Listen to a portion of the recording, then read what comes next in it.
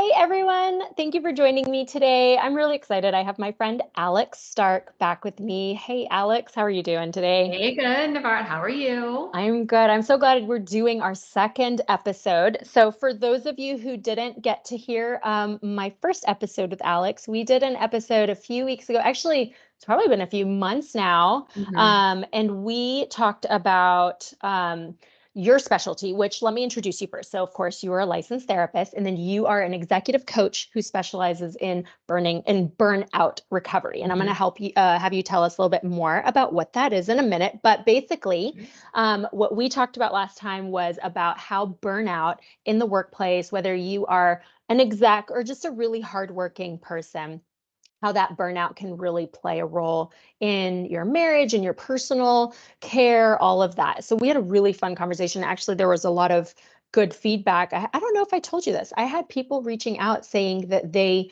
not only noticed this in themselves, but in their spouses, and that it Oh, wow. created a lot of good conversation. I know, I can't believe I didn't tell you. We'll Nice. talk Oh, more no, about great. that. Yeah.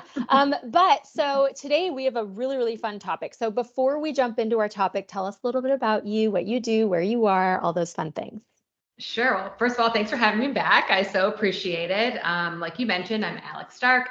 I am an executive coach. I do specialize in burnout recovery, and I'm also a licensed therapist. So I do have a private practice in Missouri, Florida, and Ohio, but I do live in North Carolina, so I know that's a little bit wild.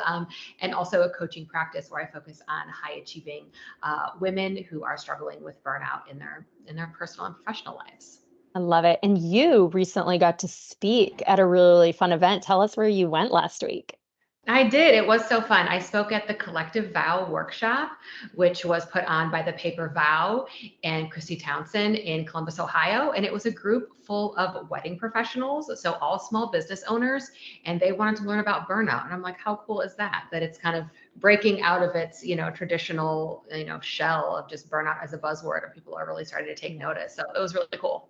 Yeah, I love it. And I think that, especially after our conversation, our first episode, I've thought so much about this idea of burnout because, as therapists, that topic of burnout comes up a lot, but for different reasons, right? It's about the emotional burnout that comes from what we absorb as therapists and kind of how we interact with clients and the difficulties and the traumas and stuff that kind of like our secondhand trauma. But I've thought a lot about, from the perspective of now being a business owner, and you and I both own a couple of businesses, that it's such an important thing to remember because for me as a therapist, I hadn't thought about the business aspect of burnout. I was just very aware of the therapy aspect of hmm burnout, but it's very similar, even though the causes are a little bit different, but the effect and the impact on us is very similar. But you talking about wedding professionals, first of all, in a different life, I would probably be an event planner. That is so cool. It just sounds so fun to me. But I love that even in that industry, they saw the need to step back and take care of themselves a little bit differently. So, gosh, they're so lucky to have Yeah. had you. That is so Oh, cool. thank you. Thank you. It was really fun. And I was really surprised to learn that it's ranked as the top 5 most stressful jobs in the Wow. United States. And therapist wasn't even on the list. Seriously. Yes. Huh. I think we Okay. should I'm review very that surprised. list. I think so. My gosh, there's such a high burnout rate among therapists. hmm That's so interesting. hmm hmm But okay, so you and I decided last time, like when we actually recorded our first episode, we'd already picked out our topic for today. So we're going to talk about what it means to be the default parent. And we probably can, I've had this conversation a few times recently, and some people are like, can we change it from default parent to just like default person? Because it's not just parenting, it's household responsibilities and things like that. But hmm define for us, what does the term default parent mean? So, default parent, from my lens, and I'm sure yours too, is a person within the household or the family system who takes on the emotional, physical load of most of the parenting and household responsibilities. Yes, I love it. Very much my lens. So let's describe that a little bit more. So Sure. I think a lot of the times, well, tell us about how you see this play out, and then maybe the definition will come through there a little bit Sure, more. sure. So I see this play out very, very commonly in a lot of relationships, where one person is kind of, the parent that is the holder and the keeper of all the information, right? So the person who knows what time gymnastics is and what time the soccer game is, and that the dog food is like almost out, but we could probably get a couple more days, and what we have to do, who needs a haircut and who needs a doctor's appointment, and that the last time we changed the AC filter was probably 6 months ago, so we should probably put that on the list, and just kind of the keeper and the holder of all that information. And this does not mean that the other partner is not supportive. And this does not mean that the other partner is not willing and able to do whatever to make that household run. But as you mentioned in our previous conversation, sometimes people fall into that like organically. And sometimes it's because of a situation, like maybe somebody works out of town, or maybe somebody works nights, or maybe there's a health concern and somebody can't maybe do the things that they want or need, so the other person kind of comes in as the default person in that family dynamic. Yeah.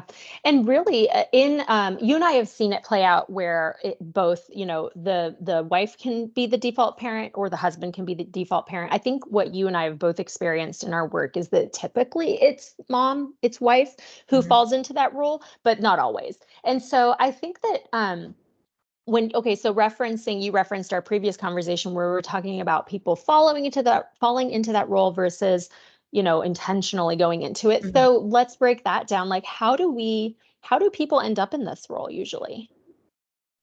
Oh, I think a lot of reasons. So I think part of it sometimes is just like societal roles. So, sometimes your typical gender role, right? I mean, I hate to say it, but a lot of people still, fall into that category.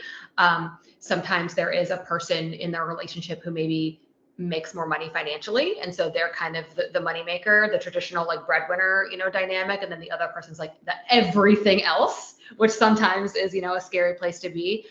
Sometimes it does pull on people's strengths, right? So sometimes one person in their relationship is just the more kind of logistical, organized one, and the other person maybe has different strengths. So one person kind of ends up being like the family manager, right? The CEO of the family, the person who's got all the dates and got the calendars going and updates the whiteboard, and the person who's kind of like the manager of the family. I also find that you know generational pockets have things to do with. A lot of times you'll see kind of our like the millennial generation still falling into that default parenting, where more of the kind of Gen Z parents, people who are like newly becoming parents, doesn't seem to be happening as much, which I think is pretty interesting. Yeah. Why do you think? What's different? Well, there's so many things that are There's so different. many, and I'm not Yeah. and I'm not a generational expert, but I would probably say that probably leads back to like those traditional gender roles are just like Yeah. not being applied anymore Yeah. in those spaces. Yeah. I know that's a bigger question for some research, I think. But That's another day. That's another episode, episode 3. yeah, right. Goodness, we'll have to do some Googling between now and then. Mhm. But yeah, and I think I've seen it play out so differently. I think of it in my marriage and the marriages of my friends and family members. And then I think of some of the couples or the clients we work with. And it really, like, even if you have, like, you and I might each be the default parent in our relationship, but the way it works probably is different, right? The details are unique to our situations and our families and things like that. And I think that can be one of the tough, I guess, the triggers for some people who are in the default parent role is that if they're in the role, they don't like being in the role, and maybe it wasn't decided. Maybe someone did fall in the role and now they're at that point where they're like, this isn't fair. I don't like that I have to do all of these things. I shouldn't have to manage all these things. That can cause a lot of problems within marriage, especially if you're like, well, I see how so and so neighbor over there, how they run things, and I want us to be more like them. Or how come you don't do more like what so and so husband does or wife does? So it can be, you can struggle with it or not like it because of your own perception, or you can not like it because you're comparing yourself to a different family or a different Sure, couple. sure. So those all play in. But ultimately, I think what the awareness that you and I try to bring to it is back to communication, right? If you Yes, don't like how something is going, yes. What do you do to address that? So how do you, like, when you're working, because you mostly work with executives and really high achieving women, how do you address this? Like, how do you even bring someone's attention to this topic if they're not even aware of what the term default parent Sure. is? Sure, that's a really good question. And I find that not a lot of people know that term, but they're describing the term, right? So Yeah. it's not, I'm not usually bringing attention. I don't know how about in your, Yeah. your work, but I'm not typically bringing, I might bring attention to the term, but certainly not the behavior. It's typically them coming to me saying, I'm overwhelmed. I'm feeling like, I'm drowning. Well, what's going on? Well, blah, blah, and they're listing off all of these things. And I'll say, well, what about, your partner? And they'll say, well, he or she, isn't aware, or we've tried. And what I notice a lot is people are waiting until it gets really bad to communicate their needs. And it usually ends up in an argument, a fight, a disagreement. So my recommendation is typically, have your check-ins with your partner like a regular basis. Like you go to parent teacher conferences with your kids every quarter. You have one-on-ones, right, with your team. But then when you get home to marriage, you're just only waiting till you have a fight to talk about something Hmm. that's bothering you. So you need to be open. Like communication is huge, right? So having check-ins, having states of the union, right, where you're talking about like what's working, what's not. Bringing that calendar out and like what's happening this month. What do we have? It's not, so a lot of times we tend to keep things like really insulated if you're the default person. So I think that I'm the only one that can have all this. I'm the keeper, right? I'm the only one that can have this information, and I don't want to tell you, and I don't want to teach you or train you because that just takes more time, and I'm just going to do it myself. Hmm. It's like a little like martyrish behavior, right? So it's Yes. like we're angry, we're frustrated, we're overwhelmed, but I don't really want to do anything to fix it right now because I'm already overwhelmed, and this is like one more thing I have to do. Yep. So I usually say like start with like the back to basics, right? When's the last time you had a conversation with your partner or your spouse, not because something has happened, but to prevent something from happening? Yep. Well, I don't want to talk about it because I don't want to ruin the mood. Yeah. Oh, that's such a big one. That I feel like summarizes so many of the reasons why couples get stuck, right? Is because Mm-hmm. most of the stuff that couples struggle with aren't big issues. They're Mm-hmm. small annoyances that then build up to a fight or a conflict of some sort. Mm-hmm. But the reason they build up is because we tend to dismiss them. Oh, it's not a big deal. Well, I'll just, I don't feel like dealing with it right now. I'll wait. If it comes up again, I'll address it. And then before you know it, it just becomes a habit that these things come up Mm-hmm. and you have the frustration, you might have the blow up, and then everyone calms down and everyone moves on. But what you and I try to teach is don't get stuck in the same negative habits because all they do is it chips away at your relationship to the point where then the issue is so much bigger. And so when we get down to, oh my gosh, we're at the brink of divorce and we need to figure this out, and we go back and the stuff that started it was so small, it is Mm-hmm. harder to recover, but it's doable. It just takes a lot more emotional vulnerability at that point because you have to be willing to be open with this person that now, maybe after years of frustration and resentment about these little things, you've shut down, you've created a wall towards that person. Now it becomes really difficult to have a conversation about who's taking the kid to the doctor or whose turn it is to do this pickup, when really that's not a huge issue. We've made it a big Right. issue by avoiding it. So, are a lot of the people that you tend to work with, this has been a buildup for them? It's not a fresh issue?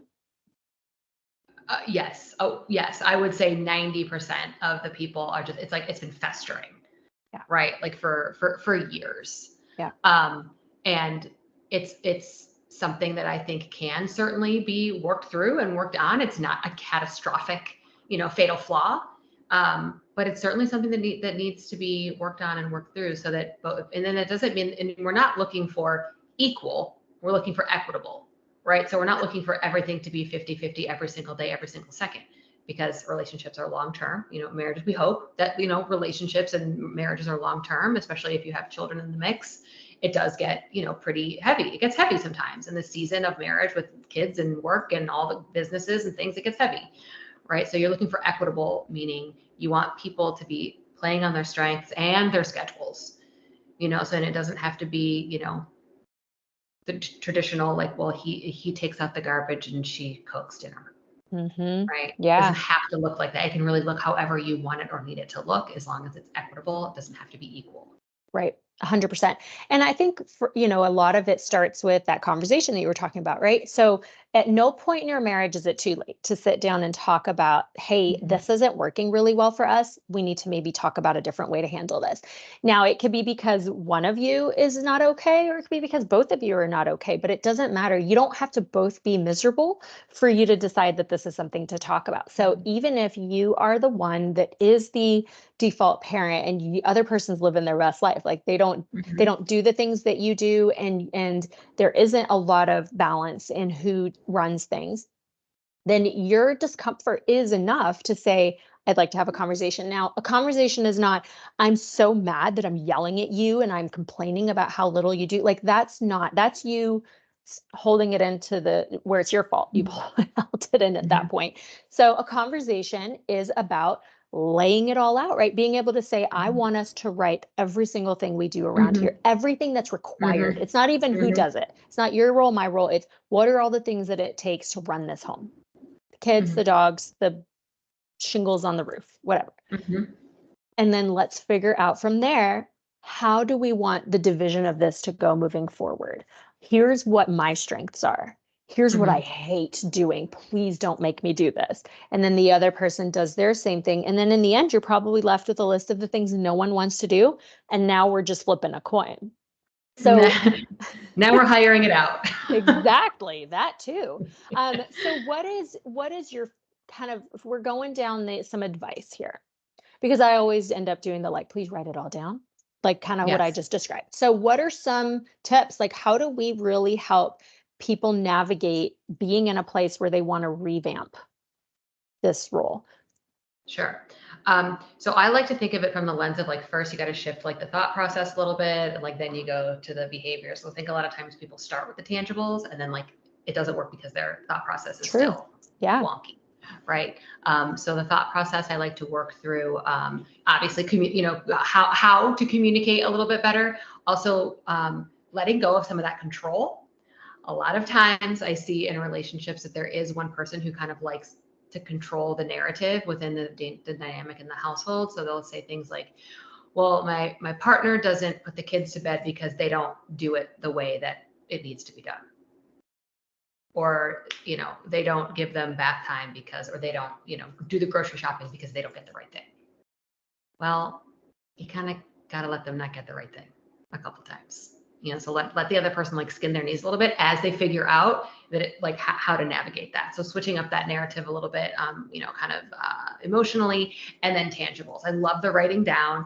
Obviously, there's the great book out there we just mentioned. Eve Rodsky's Fair Play is huge in getting people through that process. It even comes with, like, a deck of playing cards that you can kind of actually, like, swap things in and out. I recommend that all the time. And the person who typically is the default person, they have to challenge themselves to remove themselves at times from the equation. So whether that's leaving the house to run errands or going on a weekend on themselves, they have to be able to remove themselves consciously and let the other person, run the household and kids, if there's children involved, and the dogs, without them being around. It's Mhm. doable, and they should definitely try that as an option. Yeah. Well, and it goes back to a level of trust, right? Like if I don't Yeah. trust you to do it well, then I'm not going to trust you to do it. But that's a problem because your way and my way might be different. And this is hard. Like I remember when our son Tristan was, before he was even born, like I remember making the registry, setting up a registry, and we're shopping for diaper bags. I remember, and I don't know if I came to this by myself or read it or someone said it to me, but it was basically the idea of he is not going to do things exactly the way you do, and you need to get ready for that right now. And that means we register him for his own diaper bag. He can pack his bag however he wants, as long as the important things are in there. Beyond that, that's on him to refill and take care, because one day being out without a diaper is enough to teach him a lesson, Yes. right? And we didn't have, I mean, like I had to, that was me. He didn't care. He was confident he could do whatever it took, even Right. if he'd never done it Right. before. I was a nanny. I was like, no, I'm the one that knows how to do all this, right? And so I had to get over myself. I had to face that I was going to be the one that very easily could Mhm. tip over into micromanager. And I knew that that was going to be a problem right from the start if I didn't work Mhm. on myself. Yes. And it was hard at times. I mean, there were times where I did have to give instruction or Mhm. Mhm. suggestions, but there were a lot of times where I had to just be like just the self-control of it's okay if Yes. that's out of order or if this doesn't happen exactly at my Yes. time. Obviously, if something horribly goes wrong, then you do have to sit and talk about it. And then there's right ways and wrong ways to talk about it. But it comes back to control. Those of us who are controlling need to work on that because it's not Yeah. fair to tell the other person that they have to do. I mean, in what world does that work? Well, if you're going to do it, you have to do it my way. You're Right. not married Right. to your subordinate, you're married to your Right. partner. Right, right. And people are So, not robots and they, mm, and it's also really, really wonderful for the children in the home or the child in the home to see that dynamic be equitable and to see both parents really work together to support each other and to support the family. mm, I mean, I had a woman tell me the other day that um, that her partner doesn't have car seats in their car because she's the only one who can ever like transport them. And the kids are older. mhm, And so that right there is like a recipe, you know, for being the default person. yeah. I've And it, had people tell me that their spouse has never watched the kids or been with the kids alone mm, ever. yeah. I'm sure you hear those kinds of Oh, things yeah. too, And right? it plays into all kinds of deeper things, right? Like anxiety, right? The Sure. need Yeah. for control, a lot of the time stemming from fear, trauma, history, something like that. Hmm. And so when we talk about managing this topic of household roles and default parent stuff, it really is about understanding, like, first of all, if you're the one that does all the things, how did that happen and why? Like, why do you do those things? And if you don't do anything, how did that happen and why? Like, how did Hmm. you get to the Hmm. point where you could walk by things in your home that needed to be done and it didn't occur to you to do them? Right. And so Right. there are so many aspects of that that you have to, kind of like what you were saying, you don't jump into the list. You start with the thought behind it. Like, how did we agree or just decide that this is what we're going to do? And what do you do to change your expectations? So if up until this point you have a marriage or a dynamic where one person does, most of the things and the other person doesn't do much, and now we're at the like, we want to change that. How do you both adapt? How do you, over here on the person that's always doing, how do you back off and start letting the other person do it? And the person that needs to do more, how do you get to the point where you self discipline? Because Right. it's Right. inconvenient to have to do Right. stuff. Right.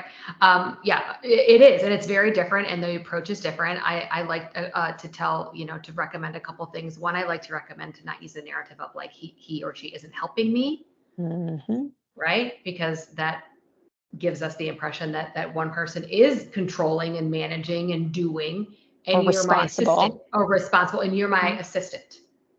Right? That no, again, that doesn't lean into that equitable. So even switching up the narrative, like we are partners in this, how are we going to manage this? Right? Little Billy needs a haircut. How are we going to manage that this weekend? Right? So moving the narrative from like, he or she isn't helping me to, how are we going to manage this? And also sometimes one other thing I recommended recently to somebody was for them to switch up like the paperwork for the school, the doctor, all of that, to put their partners as the primary contact. And like little things like that, because I mean, I know your son's in school and I'm sure you're getting, I mean, every day I get emails, Sign Up Genius, Dojo app. I mean, there's 35 things coming in, so my husband and I split. So he's on like the primary for our one daughter and I'm the primary for the other. So we're kind of both getting, hit with all of that. So, and also what you said about like, how do we get to the place where we walk into the room? I like to call it like scanning the room.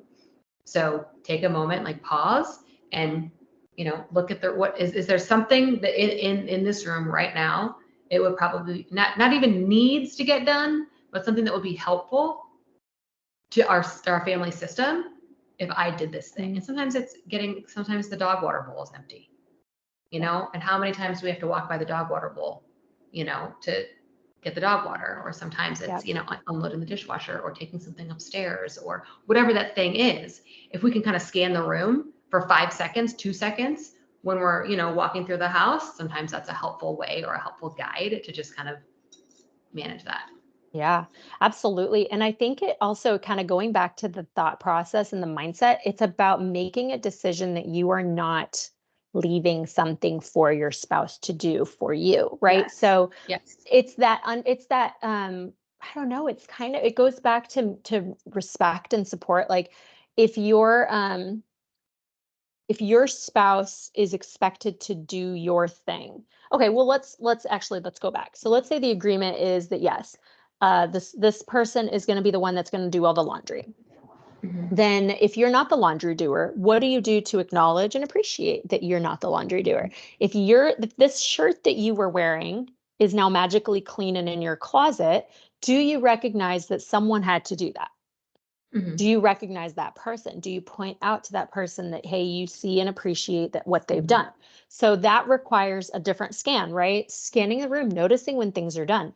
But Mm-hmm. then if you are the person that doesn't do that thing, I guess, does that mean that you don't ever offer? Or does that mean that you still get to be like, hey, thanks for doing that. Like, is there anything I can help with that?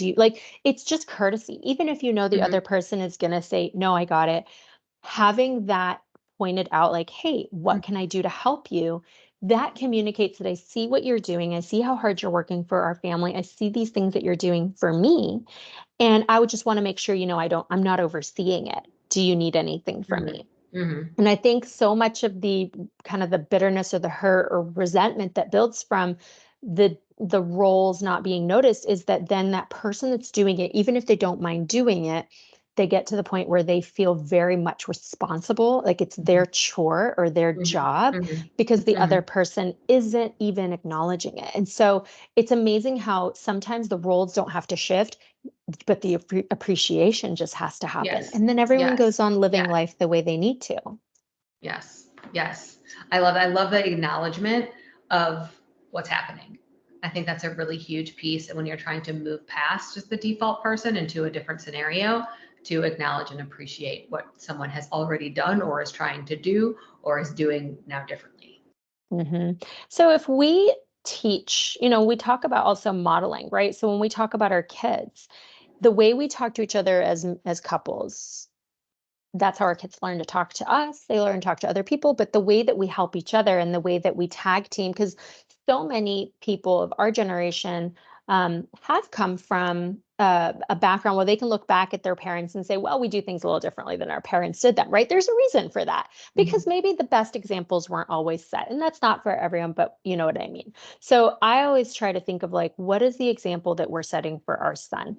Are we teaching him that mom is going to be the one that does all these things, therefore your future wife is going to be the one that does all these things? Or are we teaching him that mom and dad both tag team these things, or at the very least there's appreciation, so, and then pulling the kids in, making kids do things, teaching Right. them early responsibility and having them participate? Because I think what a lot of kids do is that they become very used to a parent doing everything for them. And so then not only do we have some laziness, but there's entitlement that they don't appreciate, they don't, show all of that. But I think that the default parent can get very frustrated with the kids. Yes. Oh, yes. No, I love that you brought that up, and I completely agree.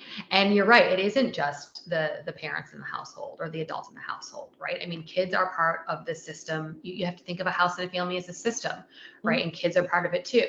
I mean, are you going to have, your toddler cook dinner? No. But, when my kids were little, they were putting their clothes inside of their hampers at the end of the day.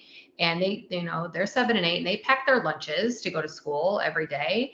And when they wanted to talk about allowance, we had the talk of, okay, here are the things that you're responsible for just because you're part of the house and you're part of the system.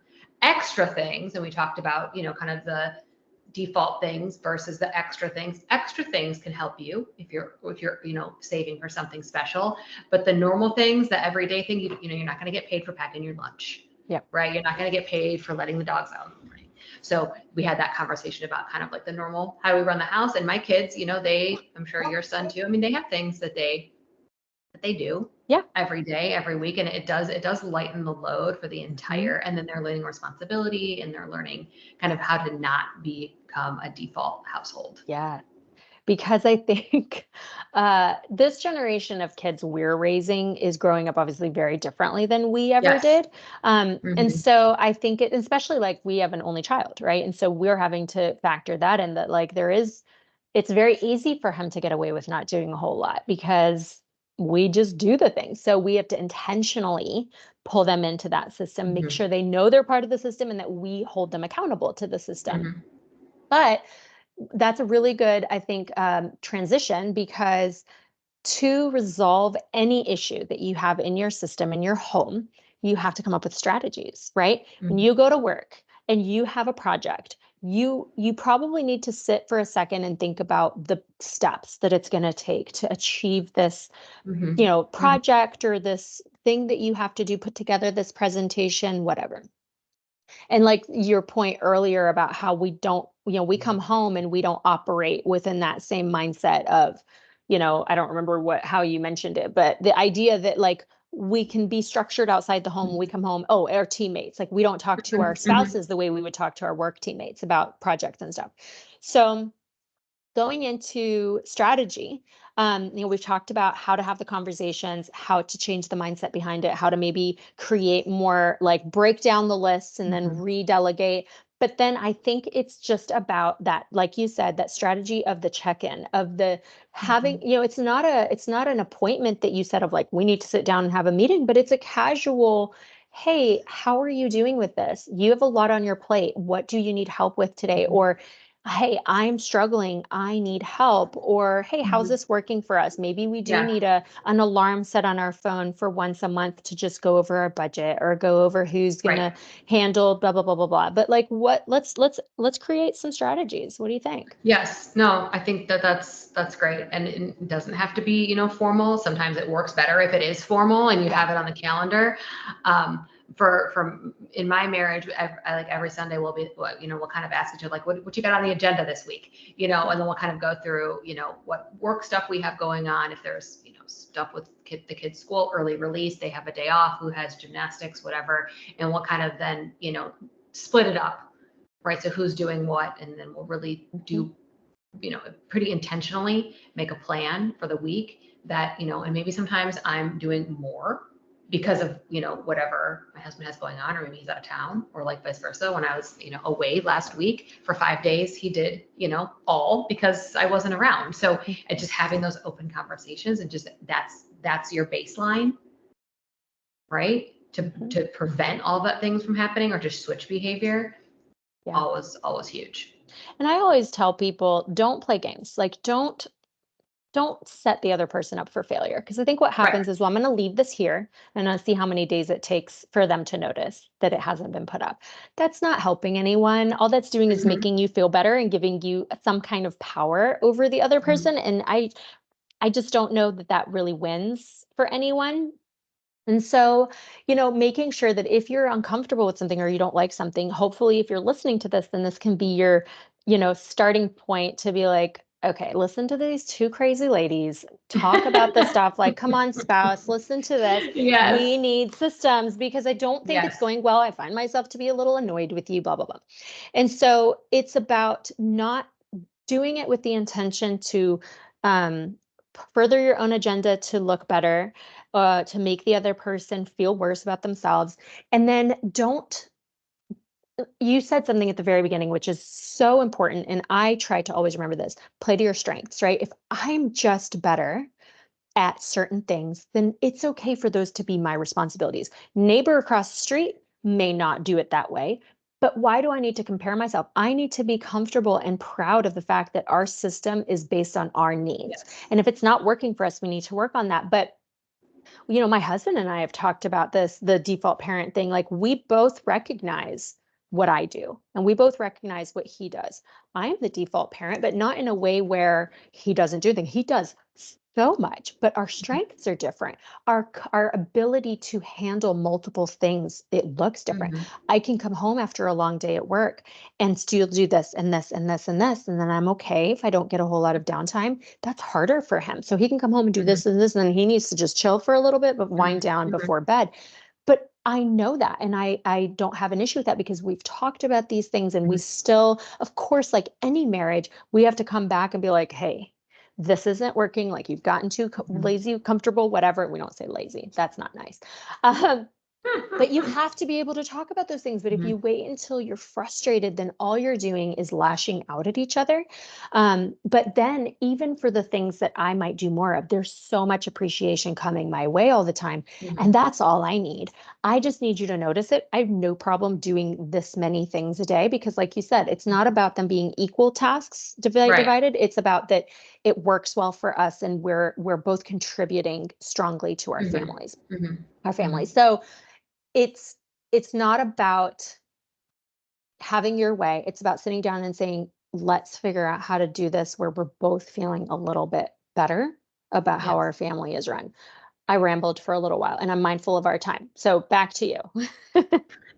No, I love what you said, and I think it doesn't have to be complicated, right? So I would say, yes, reevaluate your systems, come up with something that's realistic and sustainable, equitable, not equal, and continue to reevaluate them, whatever cadence works best for your family, month, week, year, whatever, because your family is a system and it's going to kind of constantly be changing.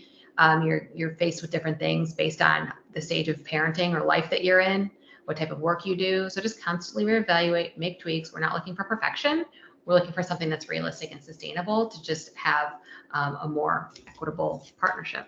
Yeah. And if you don't know the tools to do that, there are so many, like, gosh, even just Google it, like how to organize my family. Like, oh my Mm-hmm. God, the results you're going to get are going to be amazing. There's so many creative ways to manage Mm-hmm. things and to just run your home. But again, I think we have to know where we are individually. Like, what am I bringing to the table? Do I need to step it up? Do I need to back off? Do I need to be less Mm-hmm. controlling? Do I need to be more Mm-hmm. whatever, responsible? So with all that, we have to wrap up because we've got other appointments after this. So, remind everyone who doesn't get to listen last time. So, you have a couple of really cool offers. So, you have a Facebook group, you have a coaching program.